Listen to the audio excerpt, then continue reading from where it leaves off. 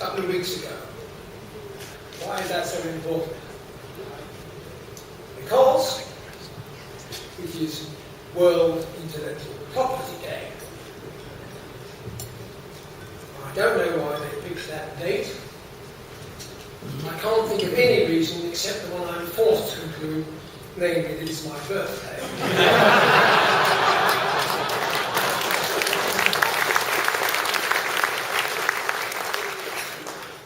And I wonder what you're supposed to do on that day. You would start an infringement action against somebody? Or slay a troll? Or give burnt offerings to a famous mark?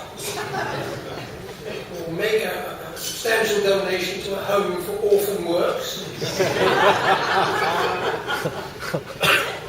Well, I looked up World IP Day on the WIPO website. And there you can find out what every country is doing about it. The British patent agents, patent attorneys, they had a good idea. They were offering free general intellectual property advice, a way of hooking in clients. What about your country, the mighty United States? What did you do for World Intellectual Property Day? Well, I can tell you what the WIPO website says.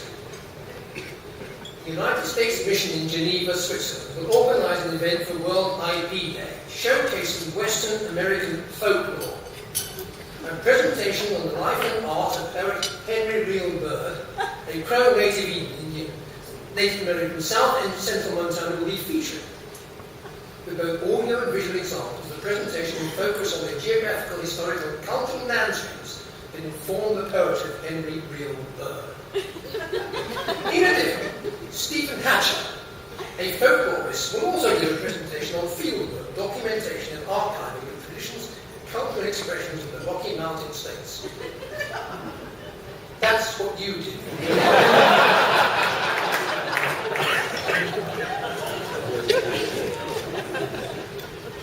But it is a sort of symbol, isn't it, that day, of the greater importance that IP is gaining and is still gaining around the world. And such is its importance to international trade that we're beginning to see the globalization of IP. Even the United States of America is going to line itself up with other places. When I started as a young lawyer, you didn't have to know anything about IP in other countries, even if you're acting for foreign clients. What I did learn about the United States is that from the point of view of patentees, it was bandit country.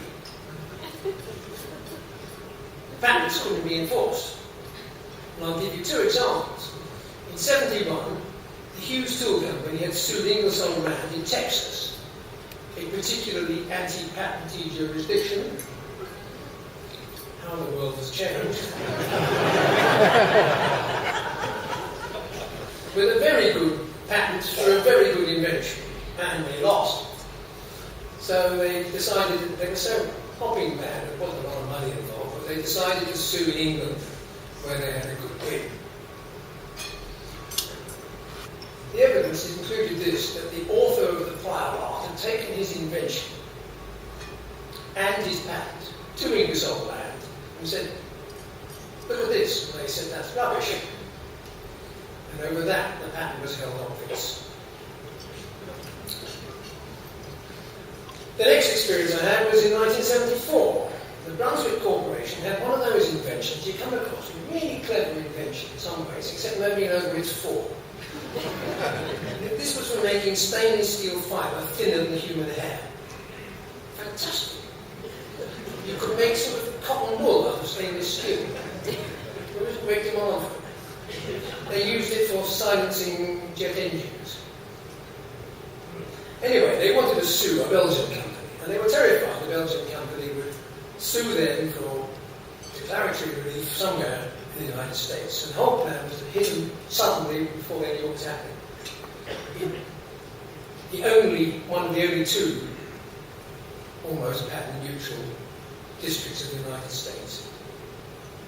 And I learned then about the nature of international litigation from a great litigator. He decided to do something which I've never seen done before, so to hit this people at the same moment in 3 countries. That's to say, they were served in the United States in the morning, and they were served in Europe late in the afternoon. Maybe the other way around. Anyway, they hit at the same moment, Belgium, England, and the United States. It settled, as the way of things, the director in charge wanted to get a big bonus, and by settling, he got a lot of money, and it was counted towards his bonus. Well, the attitudes to patents in Europe and the United States were very different then. 25 years on, it was the other way around. Now, you thought patents were the most important things there ever were. Embraced the pro-patent mood, which can only be described as fervent, evangelical. Coupled it with jury trial and extravagant damages, way you were away. Europe never went that far. No longer truly anti-patent as perhaps it had been, at least as far as my country is concerned, in the 1930s. It was, and I think remains, reasonably balanced. There are misplaced conceptions about the differences between different countries. Some say that my country is anti-patent because more patents, as a proportion of those litigated, get revoked in my country. But why? Our courts are reliable and fast. And if you're facing a dodgy patent, a very good place to give your enemy a bloody nose is England. So bad patents tend to be litigated in England precisely in order to get rid of them. But the swings which go on in IP continue. You in the United States are beginning to swing back, moving from that over-enthusiastic mood of the late 90s, early 2000s. KSR, I think, was a very important decision, saying, look, obviously, use your common sense.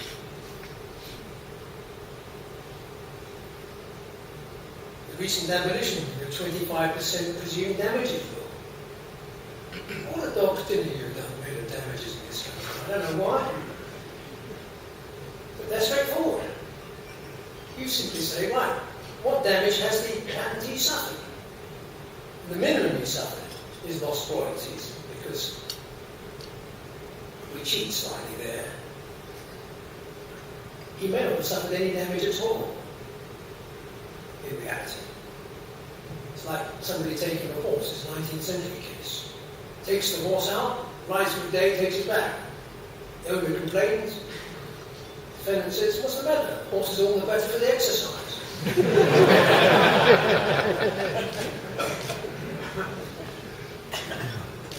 Well, we say we can't do that, we're not allowing that, we've got to pay a reasonable royalty.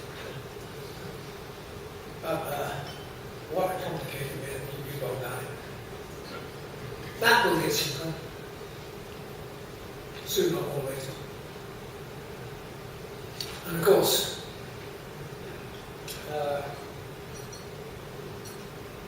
one thing that bedevils your system is jury trial. From the point of view of everybody else in the world, we think we're insane.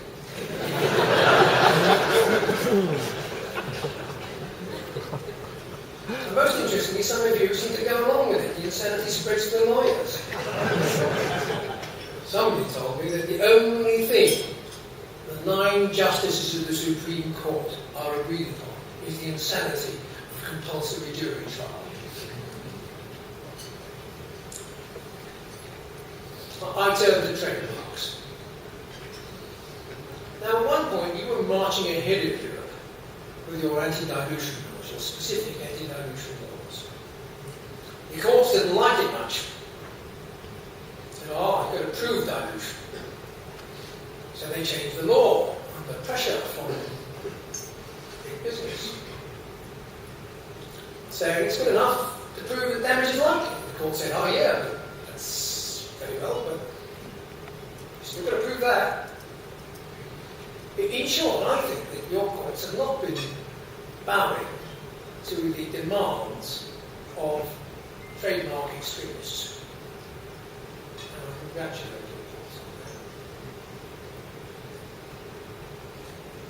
you on that. Europe. Not so. In Europe, we're in the throes of a pro-trademark regime, the like of which has never been seen before. Take the latest case from Germany a couple of weeks ago. A large chain of motor car, you call them automobiles, but they're motor cars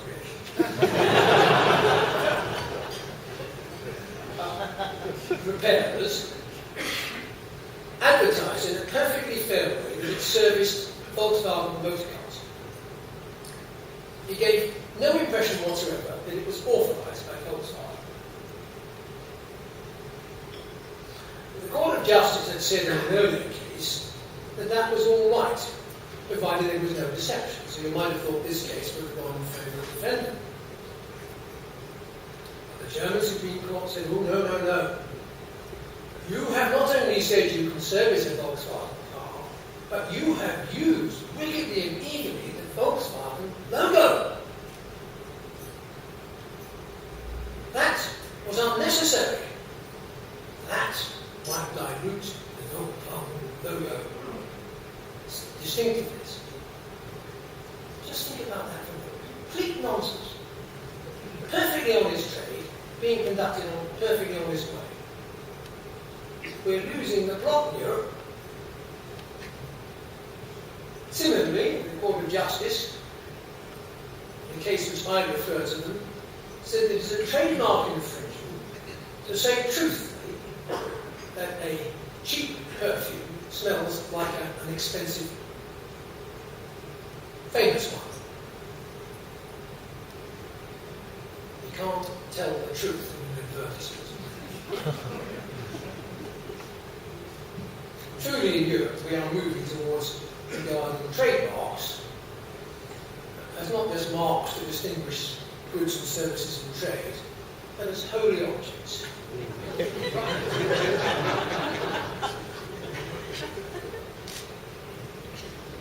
Why is that so? And why would that be, as it is, unthinkable in the United States? Let's get back to the origins of intellectual property as we know it. In its modern form, it began to emerge as the Middle Ages ended, and the Renaissance was started. The first actual patent law was the Statute of Venice in 1474. There have been one-off patents granted by various rulers and so on. Brunelleschi, the builder of the cathedral in Florence, had a patent. One-off patent. Nobody knows what it was for exactly because it didn't have a description. But it was for a device which they called the monster. Il Badaglione. And it was some kind of contrivance, a boat possibly with wheels and things, for bringing marble to build the cathedral from Carrara, 60 kilometres away, along the Arno, which is a rather narrow and treacherous river. It sank on the way at the end, as a matter of fact. So the beginning, it's the earliest European patent you can find, it began with a disaster. Well, UK got its first patent statute, the Statute of Monopolies, in 1624. There's a direct link between that and the previous case of monopolies and the United States patent law. The common law does not like monopolies. All monopolies are odious. Marvellous word. Coming from the case of monopolies. And that expression has informed the common law and attitudes towards intellectual property, I think, down the ages. And the idea that competition is really important and that you must justify exceptions still in use in the United States, and at least parts of Europe to my country. I believe it lies behind the spirit of enterprise itself. Monopolies are important, and they are justified in cases. To say they need to be justified implies for some maybe, oh yeah, he doesn't really believe in monopolies at all. Not so. They are really important, but they need to be justified. On the continent of Europe, things are not quite the same. There have been attitudes about monopolies which are different.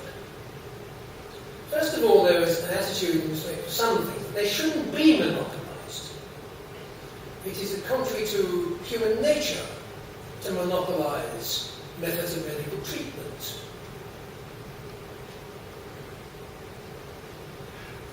Medicines were for a long time not patentable in many European countries. But the justification for giving monopolies is that you get the medicines. And that sort of has worked now across Europe, although you will still find emotional bars to the monopolies, but they are emotional, not rational. I deplore the recent European Patent Office decision about stem cell research. The common law has always had a reserved power to say no, not this sort of thing. It was used in a sanctimonious way at one point in my country, no patents for contraceptives. But we still have these express exclusions of the European Patent Convention for saying, no, you can't patent this or the other. And none of it's rational. And you in the United States are working on a much more rational basis.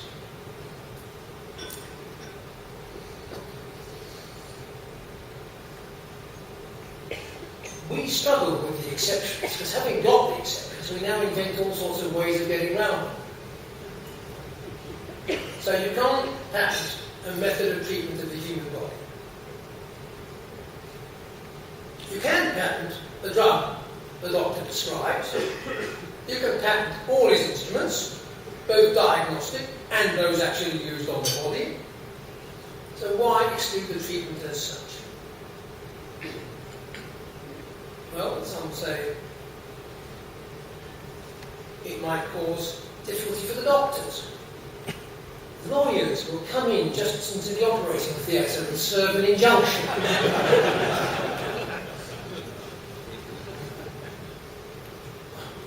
You only have to state it to see how ridiculous it is. Can you imagine the fuss of the newspaper? The reality is you'll set up a licensing system. So, when it comes to exclusions from patentability, you've got it right and we've got it wrong. There's twice you've scored. You've got trademarks right and you've got patentability right. What about copyright? Well, let me remind you that for a long time you were a nation of pirates.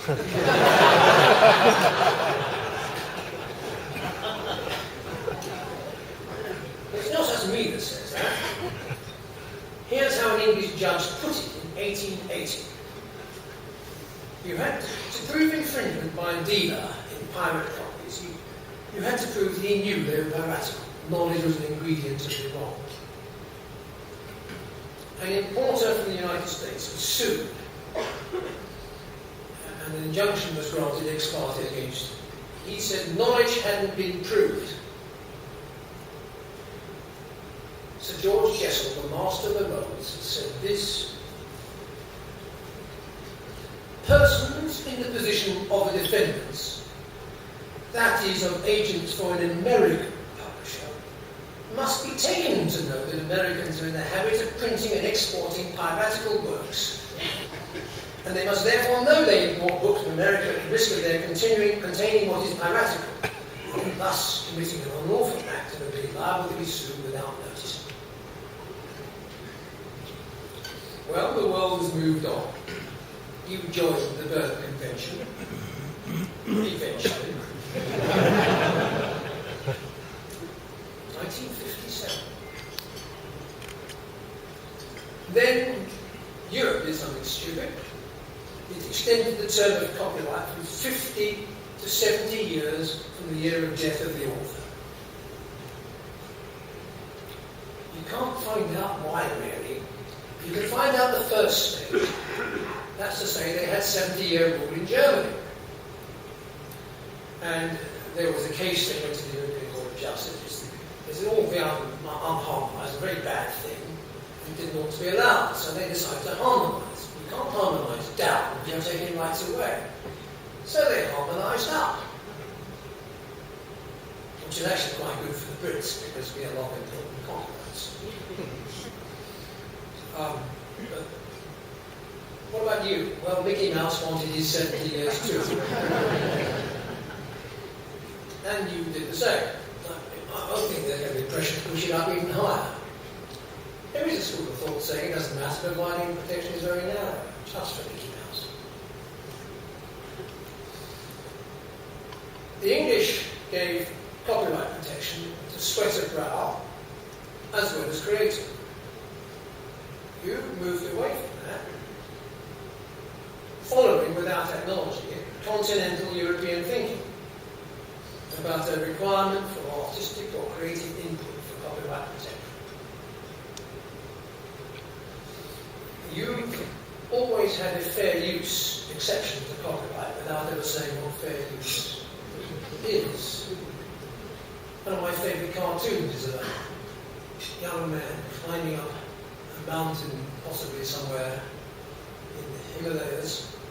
Sitting at the top of the mountain is a little chap with crossed legs and like this, his hands folded, and the young man says to him, "What is fair use?"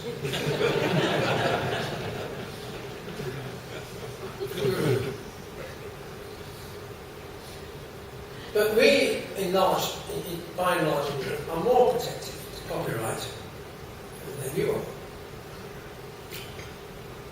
The Dutch, for example, have even said you can have copyright in a perfume. Not even the French have got that one. Part of the reason for the different attitudes of copyright is the age of enlightenment notion that copyright is something of an extension of the personality of the author. Hence you get things like droit moral, which can lead to completely lunatic things like no colorization of a Henry Ford movie in France. Well, in copyright, there doesn't seem to be any consistent pattern around the world at all. Everybody seems to be doing their own thing. I think it's a rotten way of going about it. But that's what we've got. The truth is that global trade needs now global answers for IP. Your new Commissioner of Patents recognises that in spades.